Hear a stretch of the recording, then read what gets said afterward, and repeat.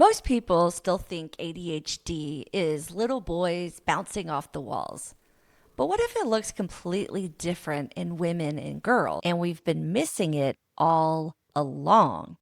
We have been missing it all along, but maybe we're making up for it now.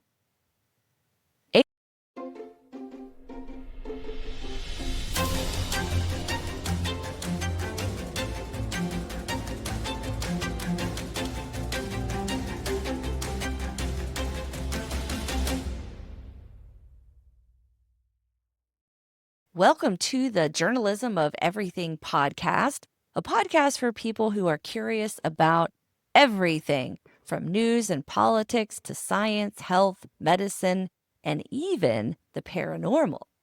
This episode is a revamped episode from my last podcast, 45 Left or Right podcast. I did a series about ADHD, and this one is about ADHD in women and girls. I interviewed Dr. Kathleen Nadeau, a clinical psychologist and director of the Chesapeake ADHD Center in Silver Spring, Maryland. She has been a leader in the field for over 20 years and has published over a dozen books on topics related to ADHD. So first, let's talk about living in hair on fire mode and what that is all about. I am Dr. Kathleen Nadeau. I'm a clinical psychologist, and I come from a family where many of us, including myself, my daughter, my granddaughters, and my sister, all have ADHD. And people often ask me, is that why you went into the field? And my answer is not at all. In fact, it was kind of a backwards entry into the field. I was in private practice. I had a general practice. I loved doing psychotherapy. And all of a sudden, in the late 70s, my phone started ringing off the hook from pediatricians saying, do you know how to diagnose? Back then we called it ADD, not ADHD, because we don't. And we're getting all these parents calling us saying, I think my son is, usually in those days, my son has ADD. And so we got all kinds of referrals. And the reason for that is the public law had changed. And all of a sudden, schools were required to provide supports and accommodations if there was an official ADD diagnosis. And a lot of parents had avoided the diagnosis, even though they realized that their son, who was hyperactive and impulsive, had it, because they didn't want to put their son on medication. And they thought that's the only thing they can do. So why bother to get the diagnosis? And all of a sudden, there was a very good reason to get the diagnosis other than medication.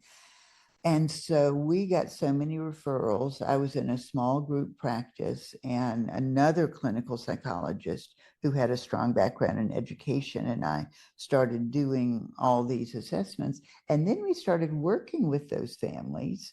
Can you help us beyond just, can you make the diagnosis? And we started a little assessment center within the private practice that just grew like Topsy, basically fueled by that public law. And the more I got into it, the more I realized that this thing we called ADD at the time was a lot more interesting than I had ever been taught in graduate school. I went to graduate school in the late 60s. And in the late 60s, we believed it almost exclusively impacted boys. There was an odd girl here or there that was just like the boys, meaning hyperactive and impulsive. And we were taught that boys outgrew it around puberty. And that's because the thing we were paying most attention to is hyperactivity. And it is true that hyperactivity in boys tends to decline around puberty in reaction to hormonal changes. So we were way off base. We didn't believe adults had it. We didn't believe girls had it. and we believed it was outgrown, and we just had no idea what we were looking at.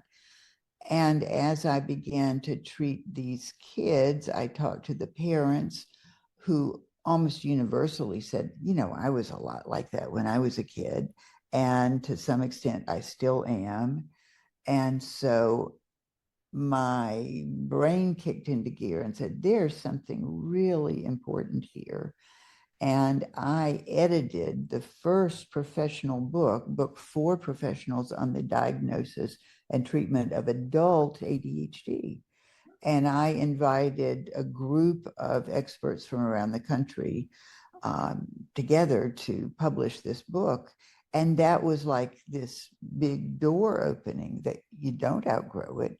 Adults have it too, and it looks very different in adults. They're not throwing spitballs, they're not knocking their desk over, right, but they're still having a lot of difficulty in different ways managing their lives.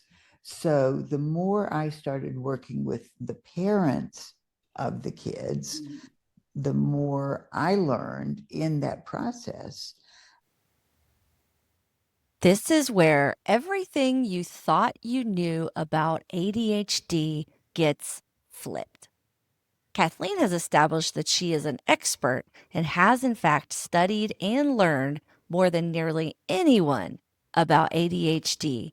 But now she's going to go into how ADHD manifests itself in women and girls because we're different. And so my first project was adult ADHD, and my second project that you are very interested in was, okay, what about girls and women?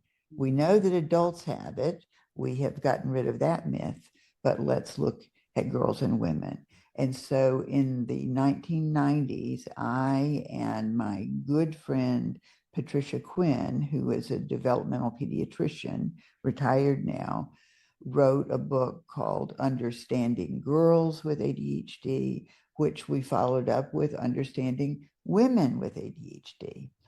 And so that became my focus and my passion. And in that process, I realized I have ADHD. And it doesn't look like the extreme version that we see in very hyperactive, impulsive little boys. It was easier for me to realize my own ADHD because my daughter was so fidgety and hyper that I took her for just her annual checkup with pediatrician when she was 4 years old. And she had little tiny bruises all over her knees and her lower legs because she was always bumping into furniture and falling out of trees. And she was just one of those very active and a little bit klutzy kiddos. And he said, she's hyperactive. She's got ADD. Oh, interesting. And it was very unusual in that day and time for a girl to be diagnosed at age 4. Right. And then I started thinking about my sister, who's 5 years younger, and it just, as I learned about ADHD, I learned about how it has impacted my family in many different ways. And I've often told people I had a younger brother who was the poster child for a boy with ADHD. I mean, he hated school. He was hyperactive. He was, a cut up. He was very popular with other guys, but boy, did he hate school, and he never went to college. And here he is with an older sister who has a PhD. How could I have ADHD? And so I've been doing for decades now, thinking about ADHD from a much broader perspective. And there's an enormous variety in the ways that ADHD is manifested. And that's because us human beings are very complex.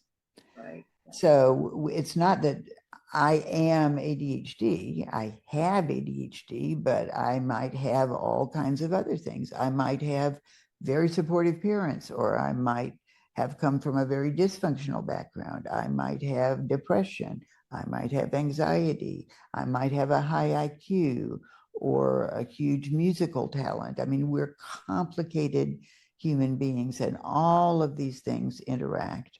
And that's why ADHD can look so remarkably different. We're social creatures, and we females are especially social creatures. And I think that is one of the most profound reasons why ADHD looks and feels different in us females than in the much easier to diagnose males. Yeah. So getting back to who am I have written 15 books related to ADHD as I began to think about all of these different facets and aspects. I'm the head of the largest private ADHD clinic in the United States. I mean, we have a clinical staff of 40 people now. And they are psychiatrists and psychologists, social workers, counselors, coaches, educational specialists, nurse practitioners. I mean, we've just got a huge staff. And so, as the head of that huge staff, I'm always thinking, what are we learning? What's new? What's different? And so I've had a deeply and am having a deeply satisfying career because there's so many people that are impacted by this thing that we call ADHD. We really need a different name for it. And I really feel gratified that through my writing and training and treating countless families that I've brought a lot to bear to the field. Yeah, I would say so. Well, you said something interesting about, so a lot of that I've read is that, well, in general, boys present with the hyperactivity and impulsivity, and then girls present more inattentive. So you said something about, well, I guess what is the root? Is it just because of girls, let's say biological makeup, that they present more as inattentive, or is it more of a social makeup that has them present that way? Very, very broad terms. Well, that's a very good question. And what I would say to you is we females are different. And so you really have to look at the biology of being female with an overlay of this thing we call ADHD. And the reason I say that is I am hyperactive, and people look at me and say, you don't look hyperactive. You know, you're sitting there calmly in a chair, you're speaking calmly. How could you be hyperactive? But the way that hyperactivity is so often manifested in females is being hyper talkative, not racing around, not throwing things, not, jumping off balconies. We talk a lot. Women are different in that we are much more tuned into our social environments, and women socialize very, very differently. Women connect. And let me go back and correct that. I'm not talking about women, I'm talking about females. Mm-hmm. And so from a very early age, most of us females try very hard to compensate for our ADHD because we're much more social creatures. We want to be accepted by our peers. We want to not be in trouble with our teachers. I mean, my younger brother, I don't think he cared one whit if he hadn't done his homework. And I would say, Richard, don't you have any homework? And he'd say, yeah, so what? He wasn't going to do it. He didn't care. And I was there frantically trying to get it all done. And I remember that the only teacher conference my mother ever requested about me when I was in sixth grade is, why is my daughter working so hard? She's a good student. She doesn't need to work this hard. What's going on? What do you think?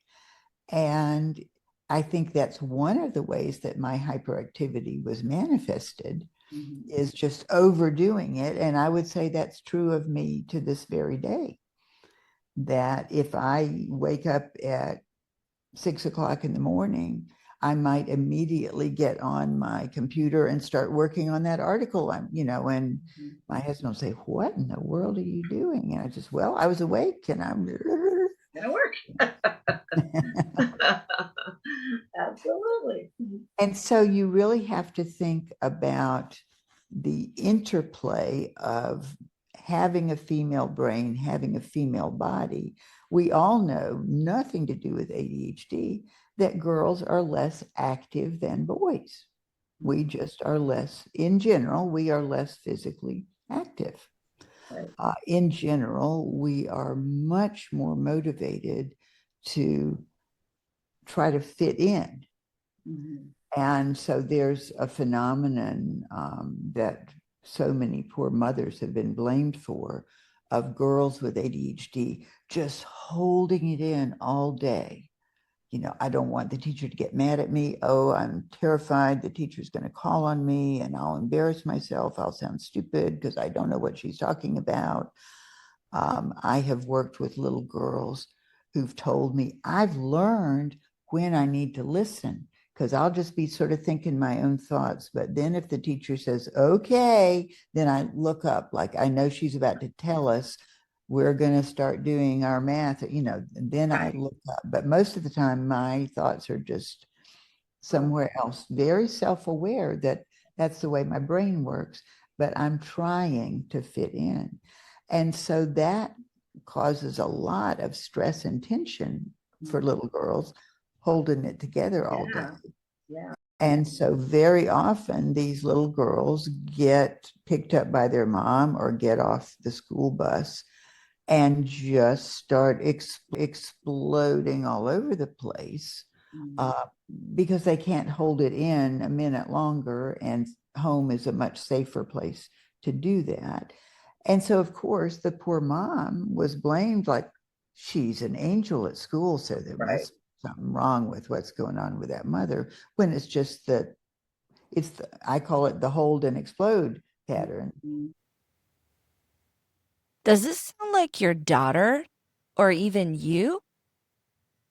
Drop a comment if this resonates. You are not alone. Yeah. See so many little girls, and they might get in a screaming argument with a sibling over, you took my sweater, or that's my cookie. It doesn't matter what it is. They're just letting it rip. I have actually interviewed her for this episode. She has an 8-year-old daughter who is just awesome and full of lots of personality. And she just got diagnosed with ADHD. But I know at home she can really give her mother a fit, a lot. But at school, they did get the ADHD diagnosis just because she was struggling. I think she had a very astute teacher that noticed she was struggling with focus. But she was well behaved at school. But Absolutely. yeah, when it came to getting her to do her homework at home and just other little things, she is this adorable nightmare. It's kind of what her mother would say. Great kid, but there was a lot going on there at age 8. And there's another phenomenon that not enough is talked about, but we mothers often are much more critical of our daughters with ADHD than of our sons. It's like, consciously or not so consciously, we're still imposing those unfair expectations on our daughters. If they are argumentative or messy or always running late or having fights with their siblings, that mothers can be much more judgmental about that. And sort of go, well, he's a boy. Of course he yells. Of course his room is a mess. He's a boy. That they have more permission to have those ADHD traits, and they're almost considered masculine traits. Right. I really think that this is true. that we're easier on our boys and excuse their behavior sometimes, or we expect our girls to be composed and good and well behaved all of the time. And who can do that? Especially a girl anywhere from the age of 6 to 19 or so. Boy, isn't that um, something to think about as a society, right? As a society, and of course, the smallest society we live in is our family. Yeah, exactly. Well, sort of talking about my friend's daughter got this diagnosis pretty early for a girl. Why do you think girls have been overlooked with ADHD diagnoses? Just because it presents differently, or? I think it's a combination. I think that the population in general, and many, sadly, health and mental health practitioners are still way behind the curve in terms of what we've learned. And so I think that stereotypic, hyperactive, impulsive, oppositional, difficult to manage, not doing well in school is the stereotype. And the further a girl is from that stereotype, I find even among mental health practitioners, they're more likely to diagnose anxiety. And yes, there is anxiety, but in many, many cases, the anxiety is caused by the ADHD, that I'm so afraid of my mom's going to yell at me, my teacher's going to get mad at me, that I feel stressed and anxious all the time. And mental health practitioners who are much more educated in recognizing anxiety will diagnose that and attribute the inattention to the anxiety. And I think that's very sloppy diagnostic work in a way. When they say, oh, well, of course she's anxious, I mean, distracted, she's anxious. And being anxious doesn't make you lose your house keys, doesn't make you forget where your shoes are, doesn't make you run late all the time. I mean, they're just looking in this very simplistic way of she's distracted because she's anxious. And you'd have to have an incredibly permanently very, very high level of anxiety to just go, oh my gosh, I can't remember anything. I don't know what I'm doing. That's not the way people go Right. through. I Yeah. mean, that might happen if your house is on fire, Right. but uh, Right.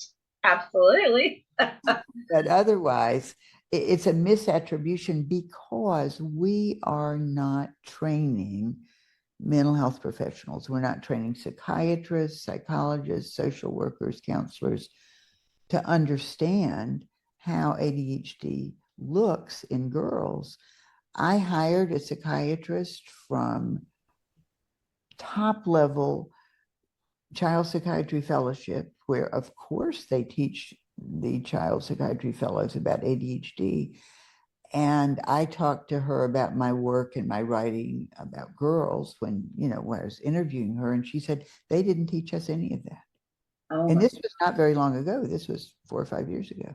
Didn't teach us any about how it looks different in girls. So the training is awful. And in fact, one of my life's goal, and I'm in the process of doing, is starting an online ADHD training institute Oh. to meet that enormous gap Mhm. in our training. Yeah. Wow. Yeah. I know. I wish that girls and women. It seems like everything is started with a a boy or a man as like in almost everything, even in car seats, or in seat belts. It's all based on a man's body. Just so women are injured more in car accidents, or whatever. It's just like it started. Exactly. And I think it's unconscious. I don't think it's a deliberate thing of, oh, let's create seatbelts that are bad for women. Right. Yeah. It's just that these things are being designed by men. And so, of course, they reference themselves. I mean, there's a funny article I read about most building managers are male. Hmm. And so most building managers set the temperature of the office building to suit their male body. And most women in office buildings sit there and freeze. And we have blankets that we provide to our admin staff. We have small heaters because we have no control. We are in a giant medical building and it's cranking up. Mm-hmm. I went into my clinic yesterday and it was 65 degrees. Ooh, sure. Throughout the office. Oh my God. 65 degrees. Freezing. I'm cold just thinking about that. Right. And so I think that in areas where men are in charge of decision making, I don't think it's some vast conspiracy to discriminate against women. I mean, they're just thinking, well, that's a comfortable temperature. That's what, Right? Yeah, absolutely. My husband works in a big office building, and he runs hot. He always comments during the summer. He's like, "Oh my gosh, I was freezing in the office today," and I'm like, "Think about the women you work with; they're dying." He just That's right. laughed.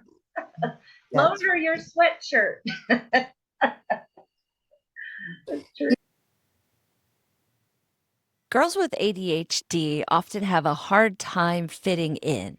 They either always feel behind in a conversation, or because they don't act neurotypically, girls who do not have ADHD aren't accepting of them or even bully them. the other thing that I think we really need to talk about when we're talking about girls is that Steve Henshaw out at UC Berkeley did years and years of wonderful research on girls with ADHD. I don't know if you're familiar with his Yeah. work, Yeah. Mm-hmm. but he in particular, he's just done wonderful work on girls, was interested in exploring the social connections between girls with ADHD and girls without ADHD. And so he had a summer camp on campus at UC Berkeley. And half of the girls did not have ADHD and half of them did. And he had a lot of grad students in there observing the girls. And so lots of interesting projects were going on during this 8 or 10 week long summer camp. And I think most of the kids probably were faculty kids or had some connection with the university. But what Steve Henshaw's work really documented is that the great majority of girls with ADHD have enormous difficulty fitting in and being accepted by non-ADHD girls. Hmm. And he talked about that the more hyperactive, impulsive girls were socially rejected, as in, we don't want to play with you because you interrupt, you're bossy, whatever it was, they were over the top and, we don't like playing with you. And the quiet, inattentive girls were what he called socially neglected, in that they weren't offending anybody. It's just that they didn't know how to join in the conversation. They didn't know how to fit in. They couldn't. Girls' social interactions are very complex compared to boys. Boys is just, hey, you want to go play ball? Hey, you want to go hike in the wood? Whatever. Just it's activity driven, not interactivity driven. And girls is just the opposite. And so a lot of quiet and attentive girls just don't know how to get into the conversation, and they may say things that are sort of a day late and a dollar short. Like the conversational topic has moved on by the time they thought of something they wanted to say about something that somebody said 2 minutes ago.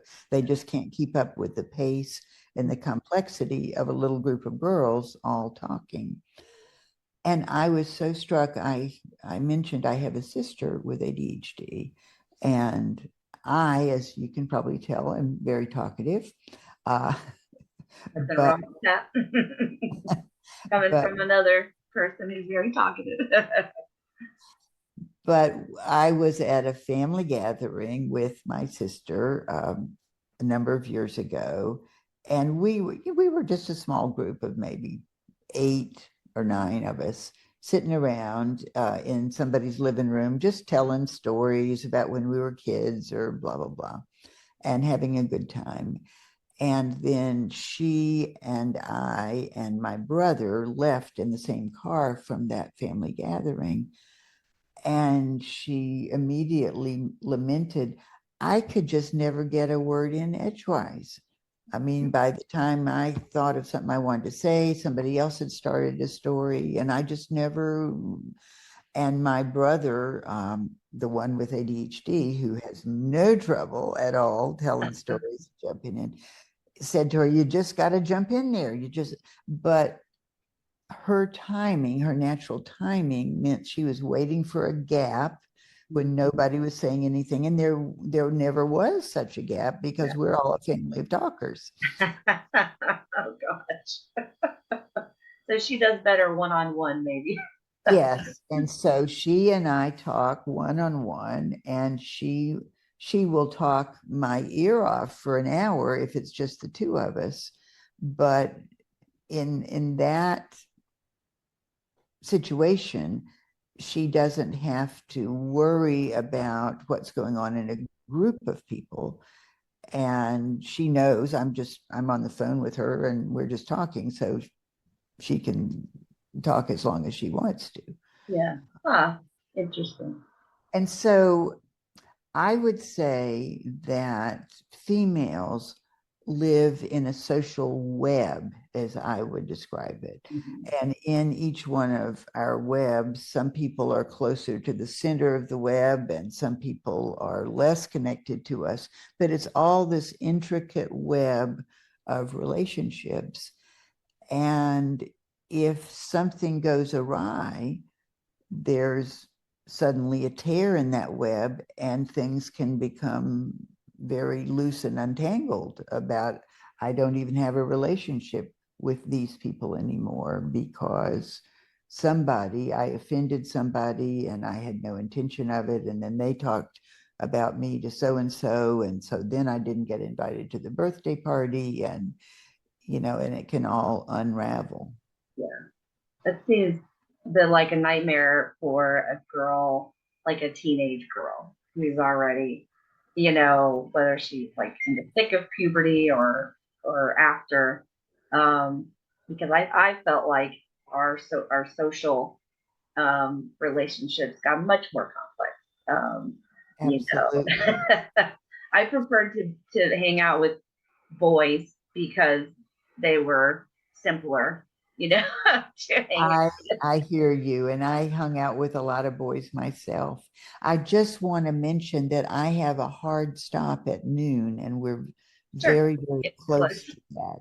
Okay. But I think you're asking very important questions, and that we're still working on how do we look at ADHD in girls through the female lens, Mhm, mhm. because it's first we are females and then we have ADHD, and we might also be very good at skipping rope and we might be very good at foreign languages. I mean, ADHD does not define us. It's just one of many interrelated aspects of who we are. And so Mhm, I think that we need to get away from looking at ADHD in this ADHD box. mhm. Do you know who Oliver Sacks is? He's a neurologist and he's written some wonderful books One of his, the man who mistook his wife for a hat is a, Sounds but familiar to me, but yeah, he's very well known, and he is, very elderly at this point. But he made some wonderful comments about autism spectrum disorder, talking about each person on the autism spectrum is an entirely unique individual. And so if you meet one person with autism, you've met one person with autism. And yes, there are a few common threads running through, but there's so many other factors influencing who that person is that all need to be taken into account, that you really need to know the biography of that person and also all of their intrinsic gifts and challenges. They're not just an autistic person. And as I read his very thoughtful comments about autism, I said, we should be saying exactly the same thing about ADHD. yes. That to be someone with ADHD who also has severe social anxiety and dyslexia is an utterly different girl than someone with ADHD who has an IQ of 135 and is extroverted and has highly supportive parents and no learning disabilities. I mean, we just come in so many different flavors. And so I think we're oversimplifying it to Yeah. the detriment of the girls that we want to help. Yeah, I find myself with the podcast, I usually do an interview or I tell a personal story and then I do a lot of research. And so much of the research is very along these gender lines. And I mean, you have to categorize it somehow. But I was recording yesterday and I just said, I'm just going to say that every time I make a general statement, it hurts me because I know it's not everybody and there's a lot of complexity to it, but just to get the information out. Dr. Nadeau and I ended our interview talking about the societal pressures women put on themselves. We put the pressure on ourselves to do it all, to keep the house clean, to cook, spend quality time with our families, and of course, work in a successful career. And if we don't comply with these highly astute expectations, we tear ourselves apart. We call ourselves failures when we are nowhere near that. I will finish our interview with a story that really amused me because we women, we're really doing harm to ourselves by trying to submit to and impose upon ourselves ridiculous societal expectations that we're supposed to manage all of this stuff, our jobs, our kids, our home, ourselves, and do it well, or we're not being a very good woman. And the funny story is I came across a book called The Unmade Bed, and it was written by a guy. He's American, his wife is Canadian, and she got some big job with a Canadian television station in Toronto. And so they moved from New York to Toronto, and he's a writer. And so he was going to be home and be Mr. Mom, and his wife had this big job. And the book was all about, I'm totally fine with that, but I'm not going to try to be you. And so the unmade bed was just sort of a metaphor for, I'm not going to make the bed. I'm not going to ask the kids to make the bed. We're just going to get back in it tonight. Why do you have to make the bed? Right.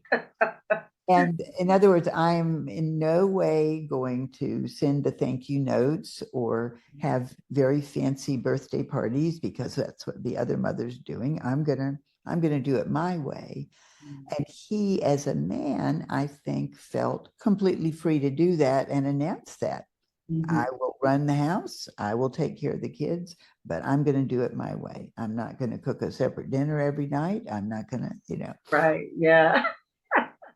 And I think what's striking about, and it was a humorous book, but I think what's striking about it is the ease with which he announced his parameters is this is the way I'm going to do what I've signed up for. And I think we women need to define our own parameters Yeah. I agree with you there. and to support each other in doing that. Right. Yeah, absolutely. I think that was a perfect ending point. I really appreciate this interview. It was wonderful and informative and, more complex, I think, than I could ever do with my own research. So thank you. Wonderful. I hope you enjoyed my interview with Dr. Kathleen Nadeau, which I did last year for my previous podcast, but am now repurposing for the Journalism of Everything podcast. There are so many mental and physical issues that are mis or undiagnosed in women, and ADHD is just one of many. If you enjoyed this episode, please subscribe on YouTube, Spotify, Apple Podcasts, or anywhere you listen or watch podcasts, but especially YouTube, because I've been told one day they'll pay. Thanks for joining.